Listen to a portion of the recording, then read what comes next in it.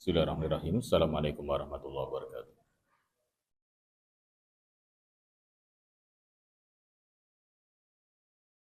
Innal hamdalillah nahmaduhu wa nasta'inuhu wa nastaghfiruh wa na'udzu billahi min shururi anfusina wa sayyiati a'malina. May yahdihillahu fala mudilla lahu wa may yudlil fala hadiyalah. Wa asyhadu an la ilaha illallah wahdahu la syarika lahu wa asyhadu anna Muhammadan abduhu wa rasuluhu alladzi la nabiyya ba'dahu fa ibadallahi.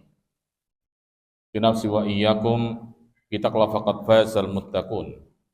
Qala Allahu jalla wa ala fi kitabil aziz, ya ayyuhalladzina amanu taqullaha haqqa tuqatih wa la tamutunna illa wa antum muslimun. Ya ayyuhan nasu taqu rabbakumul ladzi khalaqakum min nafsin wahidah wa khalaqa minha zawjaha wa batha minhuma rijalan katsiran wa nisaa'a wattaqullaha alladzi tasaaluna bihi wal arham innallaha kana 'alaikum raqiba. Ya ayyuhalladzina amanu taqullaha wa qulu qawlan sadida yuslih lakum a'malakum wa yaghfir lakum dhunubakum wa may yuti'illah wa rasulahu faqad faza fawzan 'aziman. Ba'd fa inna asqal hadithi kitabullahi wa khairul huda Muhammadin sallallahu alaihi wa ala alihi wasallam wa syarrul umuri muhdatsatuha wa kullu muhdatsatin bid'ah wa kullu bid'atin dhalalah wa kullu dhalalatin finnar. Qataliman masalah muslimin sidang salat subuh a'azakumullah jami'an. Di hari ini insyaallah taala kita maksimalkan bahasan kitab Bulughul Maram yang telah sampai dalam bab nasalah mawaqitus salat, tentang masalah waktu-waktu salat yang pada pekan atau mungkin 2 bulan yang lalu kita bahas hingga pada hadis yang ke-135, 36 dan 137. Saya ulang sebentar. Di hadis yang ke-136 dari sahabat An Jubair bin Mut'im radhiyallahu anhu, yang ia menyatakan bahwasanya qala Rasulullah sallallahu alaihi wasallam, yang ia menceritakan bahwasanya Nabi alaihi salatu wasallam bersabda dalam satu kalimat ini, ya Bani Abdi Manafin, wahai keluarga atau masyarakat Bani Abdi Manaf. Siapakah Abdul Manaf ini? Dinyatakan di sini bahwasanya ada Ibnu Qusay. Ada Ibnu Qusay wahwal abur rabi' li Nabi sallallahu alaihi wasallam. Abdul Manaf adalah di antara ayah-ayah atau keturutan dari urutan 4 ayah di atas Nabi alaihi salatu wasallam. Kita tahu bersama Nabi sallallahu alaihi wasallam itu punya ayah namanya Abdullah. Abdullah punya ayah namanya Abdul Muthalib. Abdul Muthalib punya ayah namanya Hashim. Hashim punya ayah namanya Abdul Manaf. Dalam kalimat ini, Abdul Manaf adalah di antara orang-orang Bani Quraisy yang Allah berikan kemuliaan memegang masalah amanah Masjidil Haram. Dalam kalimat ini beliau menyatakan, wahai keluarga Abdul Manaf, la tamna'u ahadan tafa bihadzal bait. Dan sekali-kali di antara kalian melarang siapapun di antara muslimin yang tawaf di rumah ini, di Ka'bah al-Musyarrafah, wa shalla ayata sa'atin sya'a. Pun misalnya selepas tawaf tersebut, mereka sholat kapanpun, dimanapun di tempat tersebut, min lailin au nahar, baik itu malam maupun siang. Dalam hadis ini, Bapak Ibu Allah muliakan, pensyarah menyatakan bahwasanya ini di antara bahwasanya ada beberapa manfaat di sini. Yang pertama, tentang penunjukan keluarga yang punya wewenang memegang amanah Masjidil Haram, yaitu keluarga Abdul Manaf dari orang-orang Quraisy, dan tidak sembarangan orang-orang pegang amanah Masjidil Haram. Sambil contoh misalnya, kita tahu bersama Ka'bah al-Musyarrafah itu punya yang namanya pintu. Betul apa Ibu? Ka'bah duelam atau di pagar? Ka'bah itu punya pintu atau punya pagar? Ka'bah itu punya pintu atau punya pagar? Punya pintu. Pintu tersebut ada keluarga yang megang khusus amanah dalam masalah pintu tadi. Termasuk dalam masalah ketakmiran atau orang-orang yang punya wewenang memegang manah masalah peribadatan di Baitul Haram, yaitu keluarga Abdul Manaf yang ditunjuk oleh Nabi SAW. Dalam artian, siapapun di antara keluarga Abdul Manaf tersebut, merekalah orang-orang yang punya hak prerogatif dalam masalah ketakmiran di sana. Tidak sembarang orang punya hak pegang ketakmiran. Misal contoh, ada satu keluarga dengan marga Notonegoro. Dia menyatakan, saya biasa megang keraton, mosok nyekel takmir Masjidil Haram nggak oleh. Dalam hadis ini, Nabi menyatakan tentang sebuah amanah yang hanya dimiliki oleh keluarga Abdul Manaf dari Bani Quraisy. Paham dari sini sekilas? Paham dari sini sekilas? Dalam artian, amanah ketakmiran tersebut atau amanah orang-orang yang memegang masalah amanah dari Masjidil Haram tadi ditunjuk untuk keluarga Abdul Manaf. Keluarga ini bukan keluarga biasa, Bapak Ibu muliakan. Wa kanat dzurriyyatahu fihim shiqayatul hajij. Keluarga Abdul Manaf ini di antara keluarga-keluarga yang biasanya di zaman dahulu kala siap dan sebagai panitia yang ngasih minuman para jamaah haji. Termasuk warifadah, termasuk sebagai tim untuk membantu transportasi mereka. Ini kebiasaan orang zaman dahulu kala yang suka yang namanya sodakoh berupa harta, berupa airkah, termasuk sedekah masalah tenaga. Dalam poin ini dinyatakan bahwasanya keluarga Abdul Manaf tersebut punya kebiasaan ngasih minuman orang-orang jamaah haji serta ngasih boncengan untuk jamaah-jamaah haji.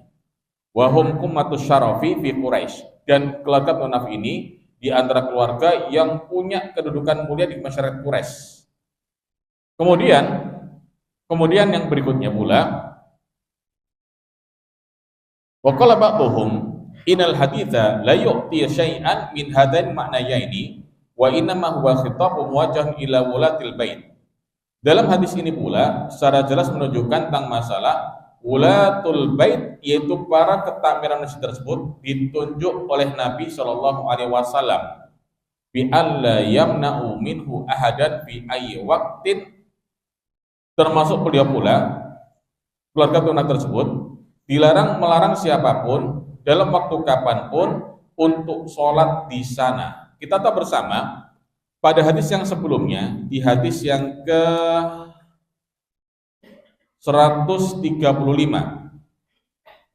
di situ ada kalimat dari Nabi alaihi salatu wasallam dari sahabat Abu Sa'id Al-Khudri radhiyallahu anhu yang ia menyatakan sami'tu Rasulullah sallallahu alaihi wasallam qol, beliau mendengar Nabi sallallahu alaihi wasallam dawuh satu kalimat ini, la sholata ba'da subhi hatta tatlu asy-syamsu. Betul? Betul di situ. 135, betul. Nabi menyatakan, janganlah di antara kalian sholat selepas subuh hingga matahari terbit. Wala sholata ba'dal asri hatta taghiba syams. Termasuk dilarang sholat selepas asar hingga kemudian matahari itu tenggelam secara sempurna.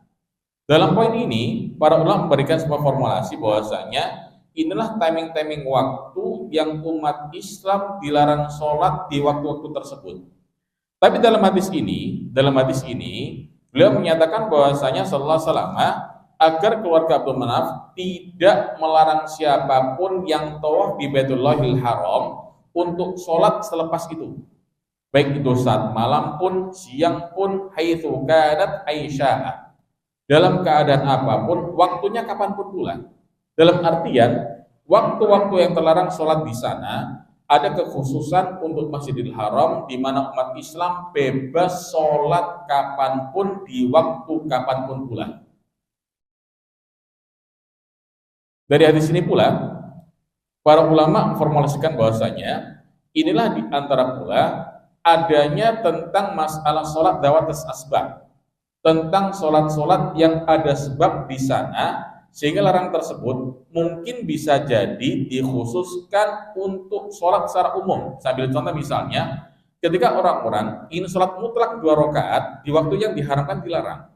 Tapi misalnya adanya sebab yang menuntut sholat, adanya sholat di sana, maka di waktu-waktu tersebut tetap boleh dilaksanakan. Saya ambil contoh. Misalnya selepas asar ada jenazah datang. Ada sebabnya jenazah inilah yang menyebabkan bahwasanya mereka menyatakan diperbolehkan sholat jenazah selepas asar karena apa? Adanya jenazah. Walaupun asar dilarang, tapi berhubung ada jenazah, maka tidak masalah sholat jenazah di sana. Ini pendapat yang diambil oleh Syafi'iyah dan pendapat yang diambil oleh Imam Ahmad rahimahullah ta'ala. Termasuk pula misalnya, kita punya kebiasaan masuk masjid senantiasa sholat 2 rakaat yang kita kenal istilah sholat tahiyatul masjid.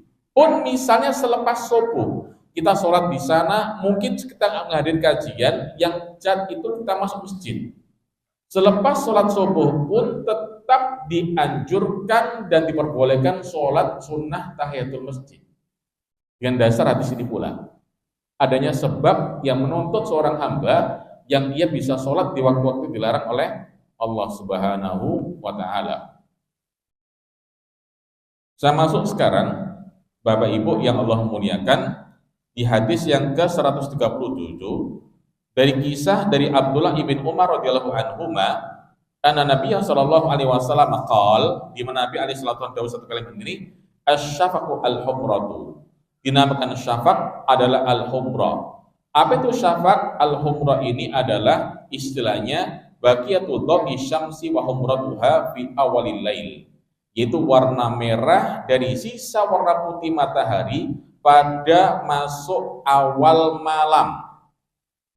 Inilah diantaranya penjelasan dari Ali Shallallahu Alaihi Wasallam, dinamakan syafaq adalah awal malam tersebut, di mana di saat itu pula dihalalkan sholat maghrib.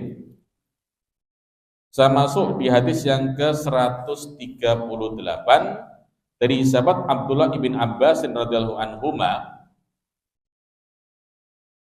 Abdullah bin Abbas di antara sepupu Nabi alaihi salatu wasallam, putra dari Abbas bin Abdul Muthalib. Beliau di antara kalangan sahabat yang seringkali menginap di rumah Shallallahu alaihi wasallam. Mengapa coba?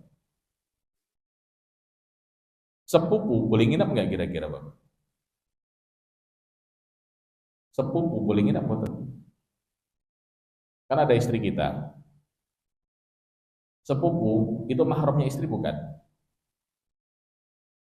Sepupu mahramnya istri bukan? Bukan. Tapi Abdullah bin Abbas, dia punya umi namanya Ummu Fadl. Ummu Fadl ini saudarinya Maimunah. Maimunah itu siapa? Istrinya Nabi SAW. Dalam artian Maimunah adalah tantenya dari Abdullah bin Abbas radhiyallahu anhu. Dalam artian beliau masih kecil dan di antara ponakan yang merupakan mahram dari Maimunah. Itulah di antara sebab beliau di antara sahabat yang seringkali nginap di rumah Rasulullah SAW. Beliau menceritakan bahwa qala Rasulullah SAW, di mana Rasulullah dawuh dalam satu kalimat ini, al-fajru fajroni. Fajar itu ada 2 macam. Fajrun yang pertama, fajrun yuharrimu ta'ama wa tahillu fihi sholatu.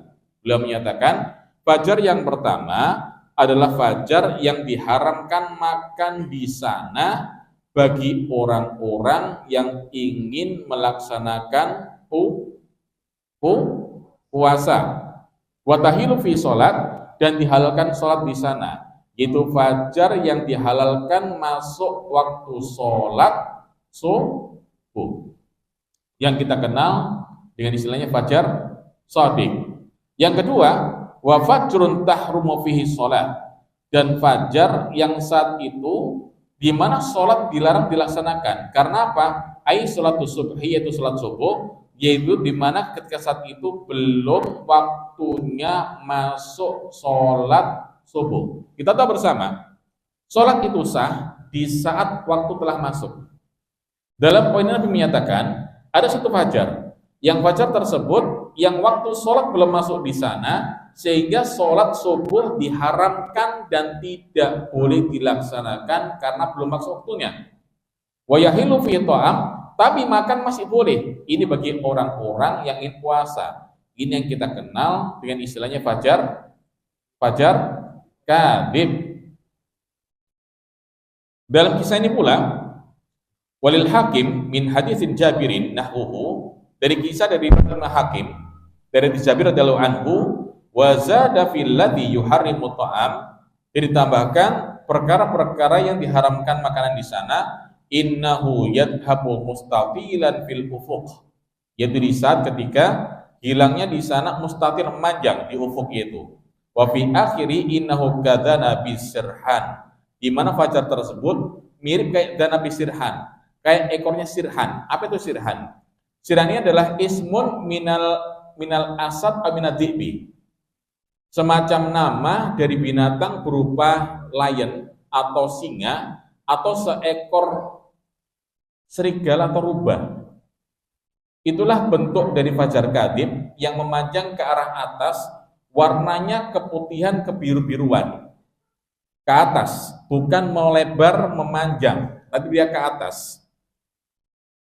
Pertanyaannya sekarang kemudian, kapan kita memastikan fajar sodik dan fajar kadhib? Perhatikan Bapak Ibu, membuka kemungkinan di antara para ulama ahli falak berselisih paham dalam hal ini.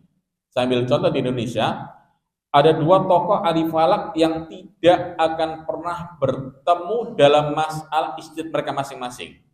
Saya ambil contoh, tokoh bernama Profesor Thomas Jamaluddin. Yang kedua, profesor dari tokoh orang-orang Muhammadiyah bernama Profesor Sotono Sulaksono. Dua profesor ini menetapkan batasan fajar sodik yang tidak sama. Yang paling adil, yang paling aman bagaimana? Serahkan ini ke semuanya kepada waliul amr. Siapa waliul amr? Siapa waliul amr?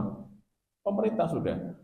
Di sana ada Majelis Ulama Indonesia. Di sana banyak orang-orang yang punya SDM tinggi, baik dari ahli falak pun ataupun dari ahli syariahnya di sana. Dalam hal mereka memformulasikan agar bertemunya dua profesor ini mengambil satu rumusan yang sama nantinya. Lebih aman lagi, masuk adzan aja sudah. Tapi ngapunten, untuk iqamat perpanjang lagi. Agar apa? Orang-orang hilang rasa syak di sana. Apa itu syak? Keraguan ketika apakah sholat telah masuk waktunya atau tidak. Sambil contoh misalnya, suatu ketika Pak Ilmu jenengan posisi safar, hingga kemudian masuk adzan sholat subuh, yang adzan tersebut kita yakini belum masuk waktunya. Di sisi lain, jamaah telah berkumpul dan telah ditunaikan iqamatus sholat. Pertanyaannya sekarang, kita di sana, kita dengar iqamatus sholat, sudah masuk masjid, apakah kita nunggu sampai masuk sholat yang kita yakinikah, atau kita masuk jamaah di sana? Paham kalimat saya ini ya? Paham kalimat saya ini? Saya ambil contoh. Saya meyakini adzan yang sekarang itu adzan yang belum masuk waktunya. Di sisi lain saya posisi safar. Saat safar tersebut, saya melewati satu kota dan masuk adzan sholat subuh ala mereka masyarakat. Hingga kemudian saya mampir di masjid tersebut untuk istirahat, buang air kecil, siapan untuk yang namanya wudhu, siap-siap sholat, hingga kemudian dikumandangkan iqamat. Apa sikap yang saya ambil? Apakah saya diam dulu, menunggu nanti sampai waktu yang saya yakini masuk telah sholat subuh di sana, hingga nanti saya sholat subuh setelah mereka selesai sholatnya subuh berjamaah, ataukah yang kedua, saya tetap ikut berjamaah kaum muslimin saat itu pula? Halo? Bingung ngambil ya? Paham, kalimat saya paham tapi kan? Pilih mana kira-kira? Saya masih ingat, sekian puluh tahun yang lalu, wacana ini muncul. Banyak para ikhwah cenderung sholat ke arah jalan Kenjeran sana, Pak. Lihat pantai mereka, lihat fajar sodiknya di sana. Loh kan, adzan KB kan, cik peteng kan, dari gitu. Terus gurung waktu ini sholat, mereka nggak sholat. Sampai kemudian setelah jamaah bubar, baru masuk masjid, mereka sholat berjamaah sendiri. Bikin jamaah baru kemudian. Sobat saya tanyakan, sama Syekh Salim bin Eid Al-Hilali rahimahullah taala, dan beliau menyatakan afdalus syai' yang paling utama hendaknya seorang hamba itu menjaga jamaah bersama kaum muslimin. Tetap sholat berjamaah di masjid tersebut, yang pun misalnya ia yakini waktu telah belum masuk, maka bisa diulang sholatnya subuh di rumahnya sendiri masing-masing. Tapi satu hal, jamaah jangan sekali-kali ditinggalkan. Itu pendapat beliau, hafizallahu ta'ala. Dan subhanallah, pendapat ini pula yang dibahas oleh para ulama yang lainnya, agar sholat subuh tetap dilaksanakan berjamaah bersama kaum muslimin. Misalnya kita beda pemahaman dalam masalah sholat subuh. Pun misalnya kita punya wadah masjid yang bisa mewadahi keyakinan kita, walhamdulillah tentunya.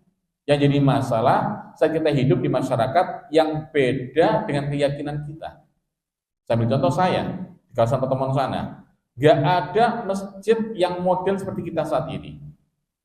Hanya ada satu masjid di antara masjid tempat kami, arah Pacat Kuda sana, yang kami ambil keputusan untuk iqomat sholat subuh, tolong diolorkan sampai 17 atau 20 menit dari adzan yang sekitar kita. Sehingga misalnya orang-orang lain telah iqomat, kita belum iqomat.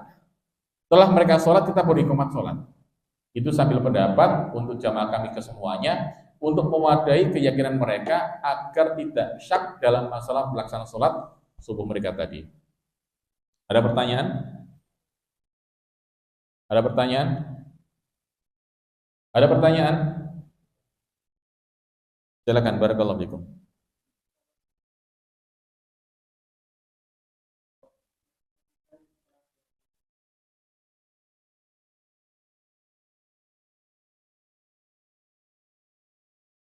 Bisa dikodok selepas sholat subuh. Kita gak yakini sholat kita laksanakan belum masuk sholat, tapi kita sholat subuh bersama jamaah. Bagaimana qobliyah subuhnya? Kita pulang qobliyah subuh dan sholat subuh sendirian.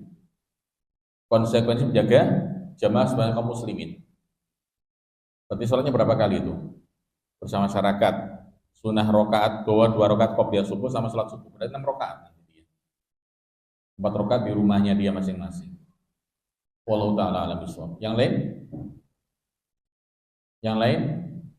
Satu hal jamaah sekalian, dalam masalah hukum semacam ini, hukum Islam dalam masalah fikih dan sebagainya, wajib jenengan punya rasa toleransi terhadap saudara kita yang bisa jadi beda pendapat. Bukan kemudian beda dikit dalam masalah pemahaman fikih ini jadi kotak-kotak hingga mudah pecah, berselisih paham. Sambil contoh, Idul Adha kemarin muncul fatwa tentang masalah pelaksanaan ibadah korban penyembelihan, agar tidak menyembelih di tempat-tempat yang itu mestinya kaum muslimin, hingga dalam masalah pembersihan darahnya, blekrek kulitnya, kotorannya dibersihkan, pakai air masjid dilarang, katanya gitu. Di sisi lain, pendapat ini batas pendapat yang lainnya pula.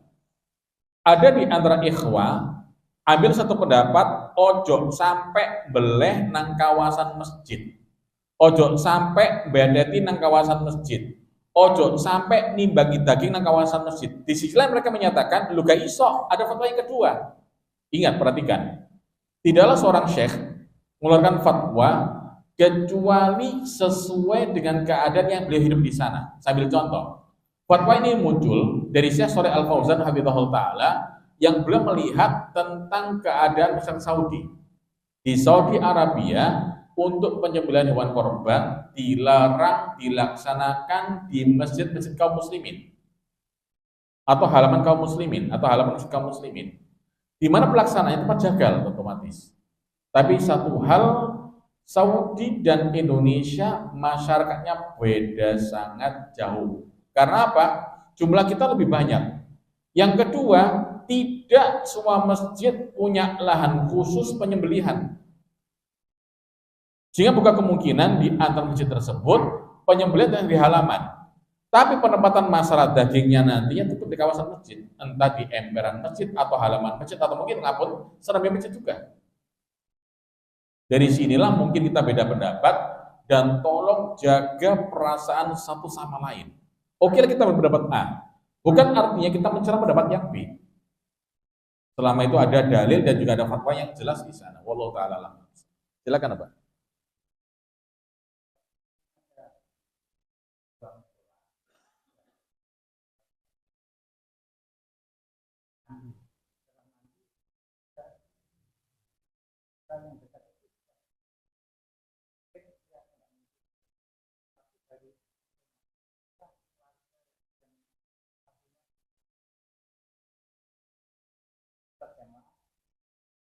Apakah boleh atau enggak? Saya mau tanya dulu.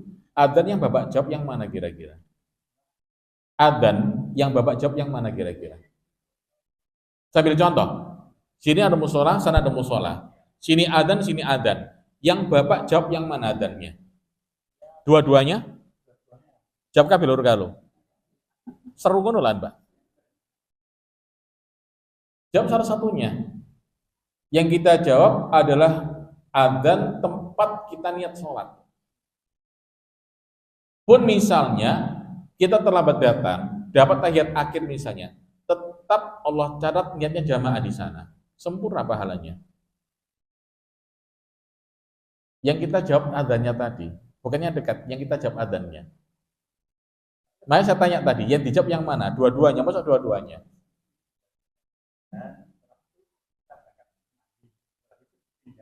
Lagi, yang dijawab yang mana adzannya dulu? Niat awal sholatnya di mana? Ya dekat, berarti ikuti aja itu yang dekat. Gak apa-apa, gak ada masalah. Gak ada masalah. Sambil contoh Pak, kita punya 2 masjid, dekat ke semuanya. Tolong jaga sholat jamaah di sana itu semuanya. Dalam artian, sekali-kali ke sini, sekali-kali ke sana. Dan cuma satu kok, kalau bisa jaga ukhuwah. Agar apa? Umat Islam senantiasa ada komunikasi. Ada irtibat, ada kesatuan di sana. Kalau ada mungkin masalah di sana, kita bisa membantu memecahkan masalah di sana. Kalau ada di sini, mungkin ada masalah, kita bisa membantu di sini. Itulah di antara fungsi ukhuwah antar masjid kaum muslimin. Seperti itu Pak. Yang lain di antara jemaah? Saya masuk di hadis yang ke-139 dari sahabat An Ibnu Mas'ud radhiyallahu anhu, dari sahabat Abdullah bin Mas'ud radhiyallahu anhu. Yang beliau dahulu satu kalimat ini, qala Rasulullah sallallahu alaihi wasallam, Nabi menyatakan satu kalimat ini, afdalul a'mali, sebaik-baik amaliyah adalah as-sholatu fi awwali waqtiha, adalah sholat yang dilaksanakan di awal waktunya. Rawahu Tirmidzi wal Hakim wa sahahahu. Dan dari Imam Tirmidzi dan Al-Hakim dan kedua mensahihkan hadis ini kesemuanya. Wa asluhu fi sahihaini. Secara asal hadis ini dikeluarkan pula dalam sahihaini, dalam Sahih Al-Bukhari dan Sahih Muslim. Dalam Sahih Bukhari dari Abdullah bin Mas'ud pula dengan lafaz sa'altu ar-Rasul sallallahu alaihi wasallam ayil amali ahabbu ilallah, ya Rasulullah, amal apa yang paling Allah cinta? Nabi menyatakan as-sholatu li waqtiha, bukan fi awwali waqtiha. Perhatikan Pak muliakan, kalimat dalam Sahih Bukhari ini as-sholatu li waqtiha bermaknanya itu adalah yaitu sholat di awal waktunya. Kok taunya dari mana? Bisa Bapak Ibu buka dalam ayat yang pertama dalam surat At-Tolak. Pernah dengar surat At-Tolak? Pernah dengar nama surat At-Tolak? Di juz yang ke-29, 2 surat sebelum penutup juz ke-29 atau juz 28. 2 surat sebelum penutup juz kan 28, yaitu sebelum surat At-Tahrim kalau nggak salah.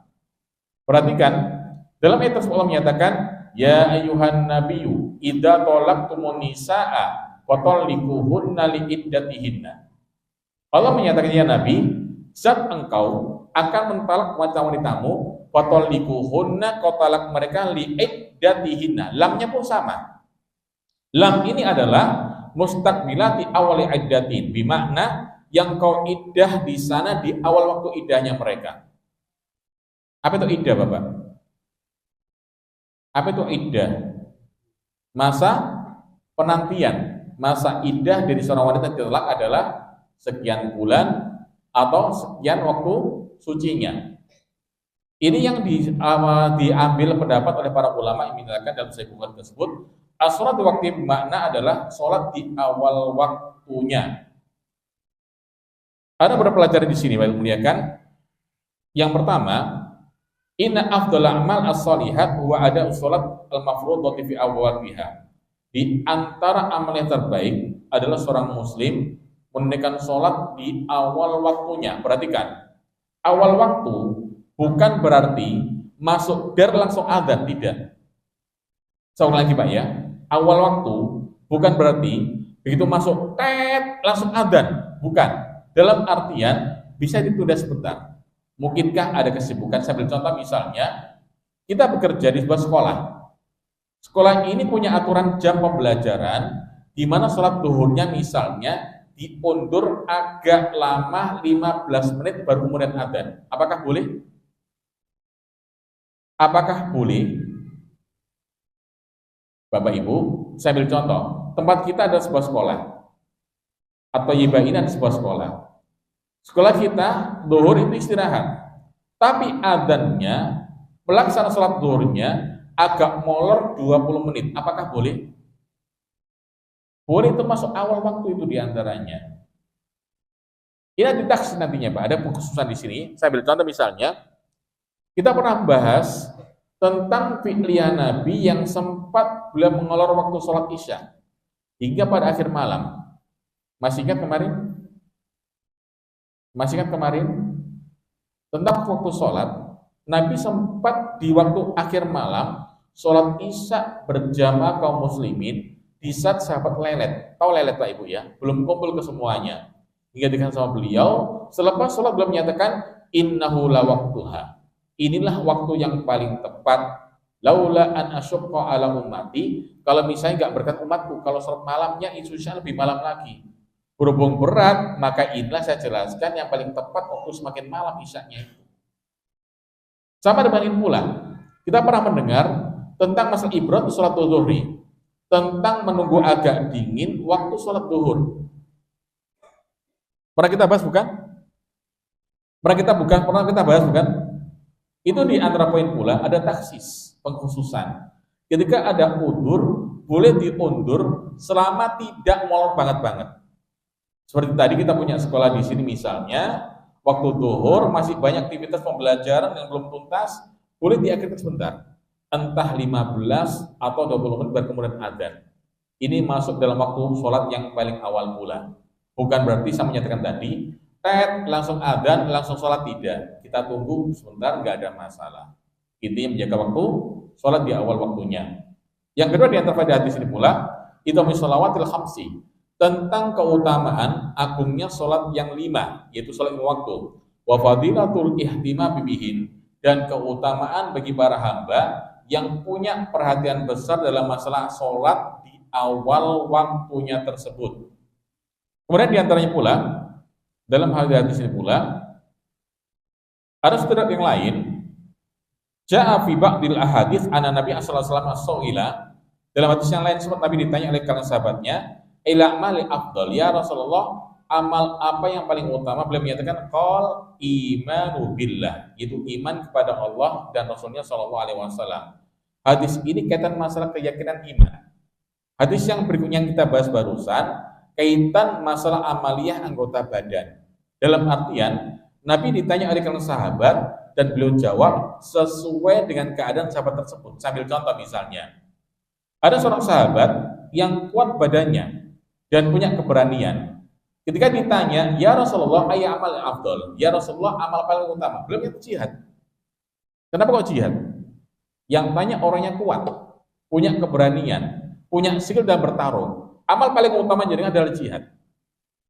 Sama dengan ilmu pula, saat ketika sahabat tanya, yang ia punya kemampuan harta yang banyak dan suka sedekah. Ada pertanyaan, amal paling utama, beliau menyatakan as-sedekah. Sedekah yang paling utama tentunya. Dalam hadis ini pula, bukan berarti satu hadis dengan hadis yang lain bertentangan, tidak. Tapi Nabi menjawab sesuai dengan keadaan penanya. Sesuai dengan keadaan penanya. Paham dari sini Bapak Ibu? Saya masuk di hadis yang berikutnya. Hadis yang 140. Perhatikan. Dari sahabat Abi Mahdurata radhiyallahu anhu. Sahabat ini adalah seorang sahabat yang masuk Islam ketika selepas Fathu Mekah. Seorang sahabat yang masuk Islam selepas Fathu Mekah. Dalam artian, beliau ini di antara muadzin yang ditunjuk oleh Rasulullah Muhammad SAW untuk ahli Makkah, untuk orang-orang penduduk Makkahul Mukarramah. Selepas Mekah ditaklukkan kaum muslimin, selepas Mekah dibuka oleh Rasulullah SAW bersama kaum muslimin, ada kalangan sahabat atau kalangan anak-anak muda yang sempat mendengar adzan Bilal bin Rabah radhiyallahu anhu. Yang mereka di antara pula membuat mainan adzan ini. Sendagura mereka teriak-teriak gitu Pak, nirukan adzannya Bilal untuk mainan awalnya itu. Nabi mendengar ada satu anak muda yang suaranya enak dan merdu, yaitu Abi Mahdura. Sama Nabi dipanggil kemudian, dipegang dadanya, didoakan beliau, diajari tata cara adzan, dan inilah sebab beliau masuk Islam langsung saat itu pula. Hingga Nabi SAW menunjuk Abu Mahdura untuk adzan untuk ahli Makkahul Mukarramah. Pelajaran di sini pula, nggak di antaranya, Nabi menunjuk orang yang adzan adalah orang-orang yang punya keistimewaan masalah suara dan masalah fasoha. Dalam artian, orang adzan harus punya kemampuan adzan. Masalah suaranya bisa didengarkan dan bisa mengajak orang tertarik di sana untuk menghadiri sholatnya tersebut.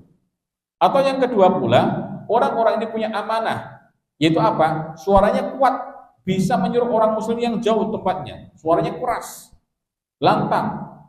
Ditunjuk di antara mereka, yaitu Abu Mahdur alaihi wassalam. Dalam kisah ini, anak Nabi sallallahu alaihi wasallam Nabi Dawud satu kalimat ini, awalul waqti ridwanullah. Awal waktu sholat yang dilaksanakan ada konsekuensi, yaitu mendapatkan ridwan dari Allah Subhanahu wa taala. Yang kedua, wasatuhu rahmatullah. Bagi orang yang sholat di tengah waktunya, dari sholat-sholat yang ada tersebut, rahmatullah, akan ia dapat rahmat dari Allah Subhanahu wa taala. Yang terakhir, wa akhiruhu afullah. Bagi hamba yang sholat di akhir waktu, ia hanya mendapatkan yaitu ampunan atau maaf dari Allah Subhanahu wa taala. Hadis ini dalam Sunan Ad-Darqutni dengan sanad dhaifin jiddan, sangat lemah sekali. Walid Tirmidzi min hadits Ibnu Umar radhiyallahu anhuma nahmuhu dunal awsati wa huwa dhaifun aidan. Dalam Sunan Tirmidzi pula dari kisah Abdullah bin Umar tanpa tambahan ausatul waktu, tentang waktu yang tengah-tengah, ini pun sama derajatnya sangat lemah sekali. Cuma ngapunten, dari sini ulama menjelaskan tentang beda antara ridwanullah, rahmatullah, dan afullah. Perhatikan, ridwanullah adalah di antara yang paling banyak dikejar oleh para hamba-hamba Allah Subhanahu wa taala. Manusia terbaik selepas Nabi SAW ada kalangan sahabat yang Allah memuji mereka dengan kalimat radhiyallahu anhum wa radu anhum. Allah ridho pada mereka dan mereka ridho kepada Allah Subhanahu wa taala. Ridwanullah ada ridhonya Allah Subhanahu wa taala. Ridho Allah ini di antara perkara yang umat Islam mencarinya betul-betul. Yang paling tinggi kedudukannya. Yang kedua, rahmatullah adalah kasih Allah Subhanahu wa taala. Di bawah dari ridwanullah azza wa jalla. Yang terakhir adalah afullah, maafnya dari Allah Subhanahu wa taala.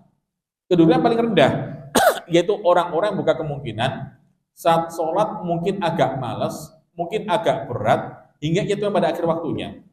Ia hanya mendapatkan maaf dari Allah Subhanahu wa taala. Dalam artian afullah ada derajat yang paling rendah bagi orang-orang yang melaksanakan sholat kepada Allah Subhanahu wa taala. Saya masuk dari ayat 141.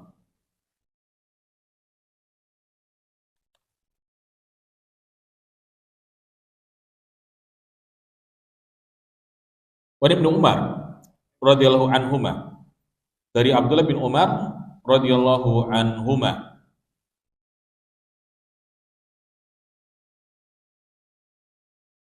karena Rasulullah sallallahu alaihi wasallam qaal, bahwa Nabi sallallahu alaihi wasallam satu kalimat ini, la sholata ba'dal fajri illa sajadataini. Tidak ada sholat selepas sholat subuh atau selepas masuknya fajar shodiq illa sajadataini, kecuali 2 rakaat itu aja, atau 2 itu sholat subuh itu sendiri. Akhrajahu al-khamsah illa Nasa'i, diriwayatkan dari orang yang 5 kecuali Imam Nasa'i. Riwayatin Abdul Razak, dari riwayat Abdul Razak dinyatakan bahwasanya la sholata ba'da tulu'il fajri illa raka'atan fajri. Tidak ada sholat selepas munculnya fajar shodiq illa raka'atil fajri, kecuali rakaat subuh itu sendiri. Perhatikan yang dimuliakan, ada pertanyaan tentang masalah hadis yang sebelumnya. Di hadis masalah larangan sholat tadi di waktu tertentu, di hadis yang ke-135, masih Pak Ibu memuliakan, di mana menyatakan tidak ada sholat selepas subuh sampai munculnya matahari, dan tidak ada sholat pula selepas asar sampai tenggelamnya matahari ini. Mirip seperti ini pula yang Nabi menyatakan tidak ada sholat apapun begitu munculnya fajar shodiq tersebut, kecuali sholat subuh. Dalam arti selepas subuh tidak ada sholat yang lainnya. Satu hal yang saya bawakan di sini pula, ada satu riwayat dari Aisyah radhiyallahu anha, dari Aisyah radhiyallahu anha, yang beliau menyatakan dalam kisah ini,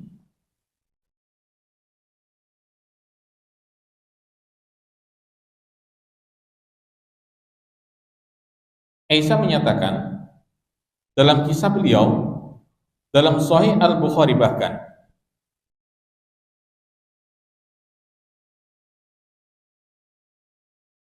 bentar Pak, saya cari dulu hadisnya.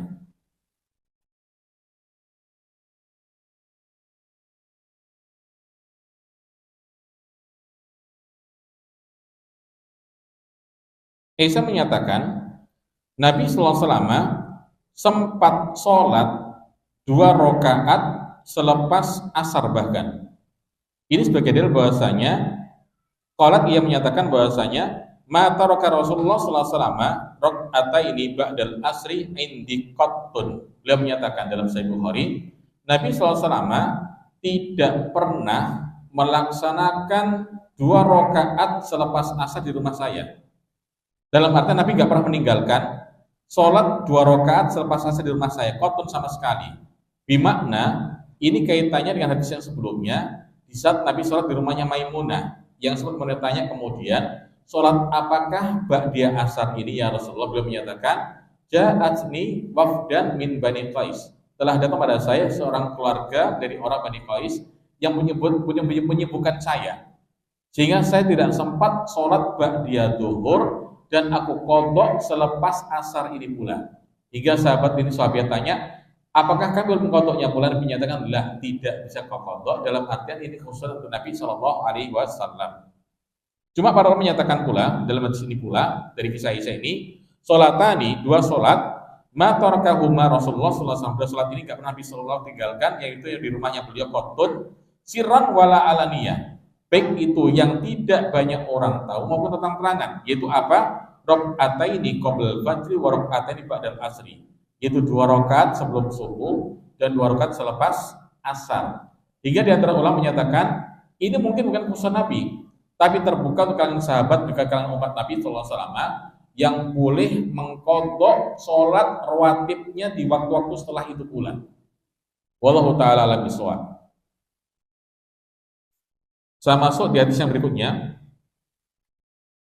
Di hadis yang ke-142 dari sahabat An Ummi Salamata, yaitu Ummu Salamah, istri Nabi alaihi salatu wasallam, ummul mukminin, qalat, ia dawuh satu kalimat ini, shalla Rasulullah sallallahu alaihi wasallam tsumma dakhala baiti fa shalla rak'ataini. Dari Ummu Salamah menyatakan bahwasanya sempat Nabi sallallahu alaihi wasallam salat asar, kemudian masuk di rumah saya, fa shalla rak'ataini, dan Nabi salat 2 rakaat, Fasa'altuhu, dan aku kata Musalamah, faqal, dan Nabi menyatakan, suhiltu an rakaataini ba'da tuhri.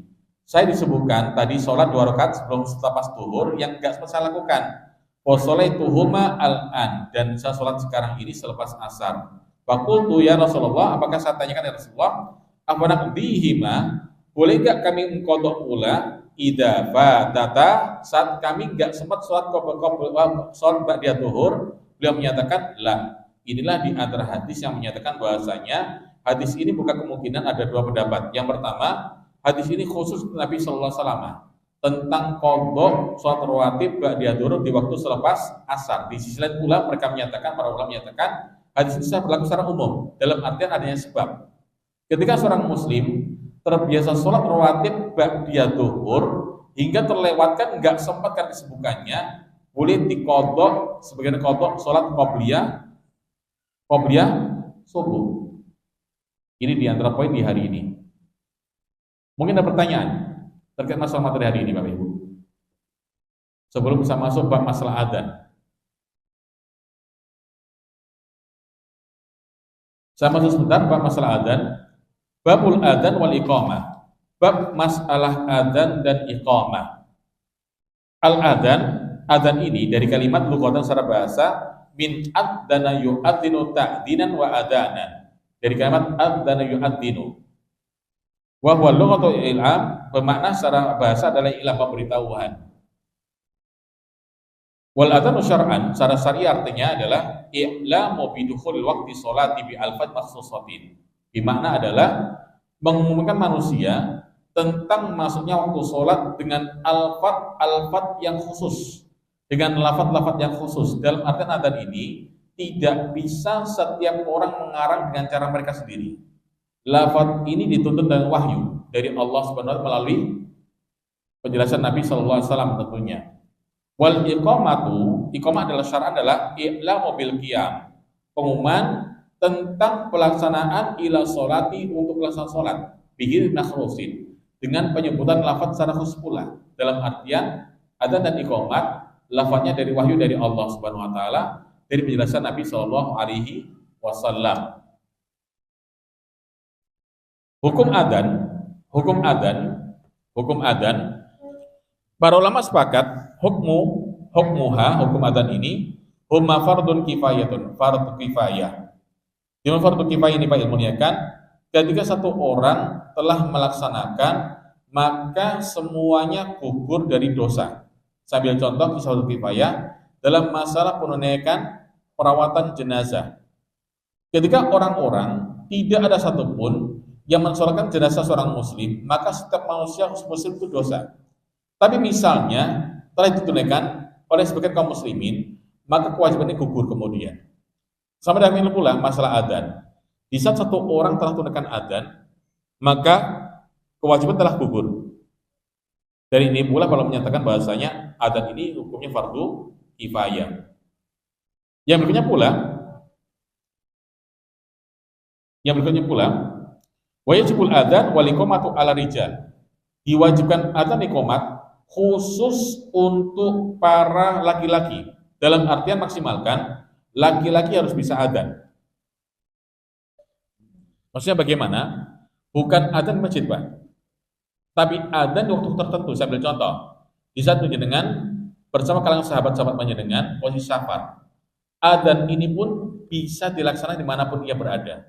Baik di musola, di kantor, di halaman, bahkan di kawasan perkemahan. Betul apa ya? Pun misalnya jenengan piknik bersama keluarga panjenengan, maka hendaknya di antara laki-laki tersebut bisa adzan, walaupun suaranya gak enak.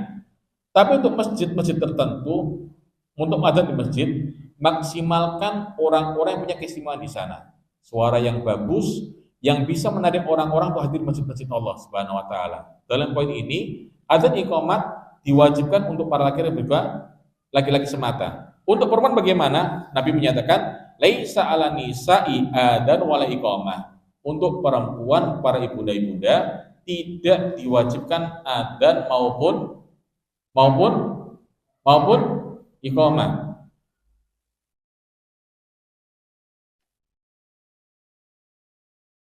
Saya masuk di hadis yang pertama dalam bab adzan ini. An Abdillah bin Zaidin ibn Abdi Rabbih radhiyallahu anhu qala tafa bi wa nana imun rajulun faqal, saat saya tidur ada laki mendatangi saya. Saya pas tidur berarti dia mimpi posisinya ini. Rajulun faqal, ada laki menyatakan, taqul, katakan ya sahabatku, Allahu akbar, Allahu akbar. Wa dzakara al-adzan, kata beliau sebutkan kalimat adzan, bitarbi'i takbir bi ghairi tarji', dengan mengulang takbir selama 4 kali tanpa mengulang lagi. Dalam artian takbir dibaca 4 kali tanpa diulang 4 kali lagi, cuma 4 kali takbir. Wal iqamata furada, iqamat masing-masing 1 kali. Illa qad qamatis shalat, kecuali kalimat qad qamatis shalat, qal falamma asbahtu ataitu Rasulullah sallallahu alaihi wasallam, selepas saya bangun dan tidur waktu dari pagi tersebut, aku datang Nabi alaihi salatu wasallam. Faqala, Nabi kemudian dawuh, innaha la ru'ya haqqin, ini mimpimu mas, mimpi yang hak, mimpi yang benar. Dalam artian inilah di antara sebuah urut tentang masyhuriyatul adzan, bagaimana lafaz adzan yang disyariatkan oleh Allah Subhanahu wa taala. Wa zadu Ahmad fi akhiri qissati qali Bilal radhiyallahu anhu, dari kisah Ahmad di sini dinyatakan dari kalimat dari Bilal bin Rabah yang menyatakan bahwasanya fi adzanil fajri, tentang adzan salat subuh, as-sholatu khairun minan naum, adanya lafaz tambahan as-sholatu khairun minan naum. Wal Ibnu Khuzaimah an Anas, dari Ibnu Khuzaimah dari kisah Anas bin Malik radhiyallahu anhu qala minas sunnati idza qala al muadzinu, di antara sunnah Nabi sallallahu alaihi wasallam, sunnah Nabi alaihi salatu wasallam, ketika seorang muadzin qal, berkata fil fajr, misal adzan subuh, hayya al falah, qal as-sholatu khairun minan naum. Dalam artian adzan ini di antara adzan salat subuh disunahkan oleh Nabi sallallahu alaihi wasallam. Adakah pertanyaan Pak Ibu menanyakan? Ada pertanyaan? Silakan.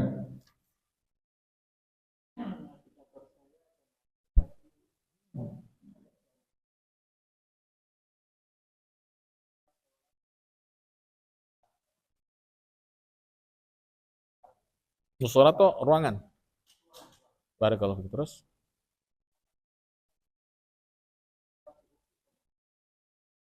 para ulama menyatakan ada hukumnya apa tadi hukumnya? Fardu kifayatun. Misalnya contoh, kita adzan di tempat manapun bisa, baik itu musola, aula, lapangan, dan apapun bentuknya. Selama ada salat berjamaah, maka sunnah dianjurkan untuk adzan di sana. Pun misalnya kita tempatnya jauh, masjid-masjid tersebut, hingga kita menggunakan sholat tempat kita sendiri, yang ada musola di sana, ini musola bukan musola secara khusus, hanya tempat kosong yang digunakan untuk sholat berjamaah di waktu kantor di sana. Nah di sini pula dianjurkan tetap adzan dan tetap iqamah di sana nantinya. Kan betul masjid tetap adzan dianjurkan, maksudnya untuk sholat itu adzan di sana. Wallahu taala a'lam.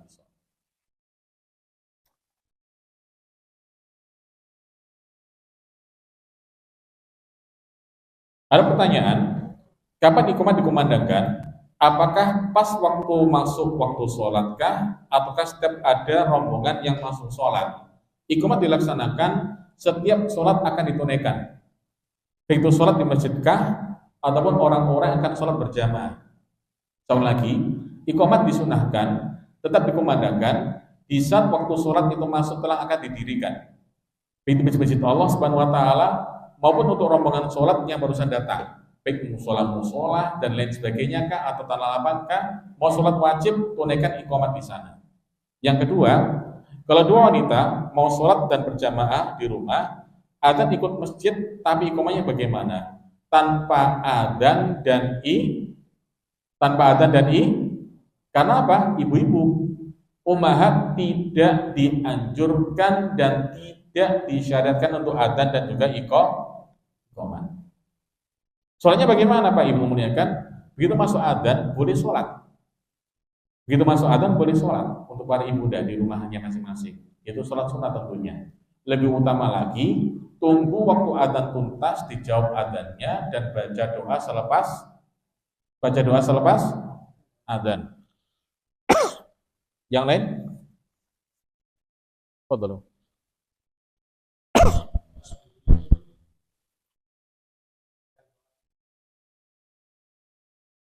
Sholat sendiri gimana maksudnya, Pak?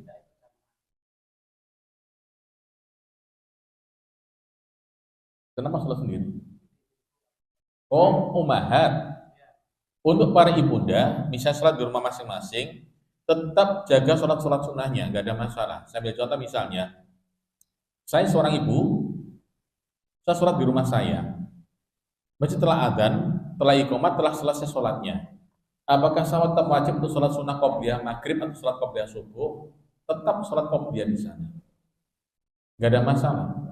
Tetap nanti selepas sholat qobliyah, baru sholat yang wajibnya dilaksanakan. Wallahu ta'ala a'lam bishawab. Yang lain? Cukup Bapak Ibu?